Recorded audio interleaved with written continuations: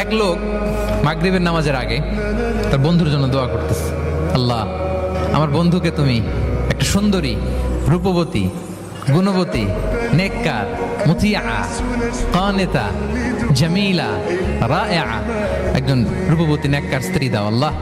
কতদিন ধরে তার বিয়েটা ঝুলে আছে, আল্লাহ তুমি ব্যবস্থা করে দাও, সুন্দরী, নেককার, আল্লাহওয়ালা। তো সে তো তার বন্ধুর জন্য প্রাণ ভরে দোয়া করতেছে, আর তার স্ত্রী ওয়াইফ পাশেই ইফতারি রেডি করতেছিল। এই দোয়া শুনে মহিলা তো তেলে বেগুনে জ্বলে উঠছে, দৌড়ে আসে বলছে, এই তুমি কিসের দোয়া করো, রাখো। সে বেচারা মোনাজাতের মধ্যে তো ভরকে গেছে, ভয় বলে কি হইলো, আমি তো দোয়া করতেছি আমার বন্ধুর জন্য। তো মহিলা বলে, তুমি কি মনে করছো আমি হাদিসটা জানি না?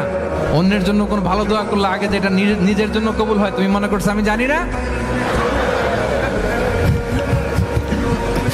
তুমি ভাবছো হাদিস শুধু তুমি একা জানো, আমি জানি না? না, কি সব দোয়া করো এগুলা?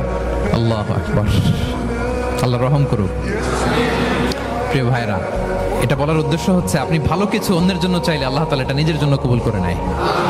তাহলে অন্যের জন্য কল্যাণ কামনা করা, এটা হচ্ছে হৃদ্যতা, ভালোবাসা, সুসম্পর্ক বানানোর 5 নাম্বার টিপস।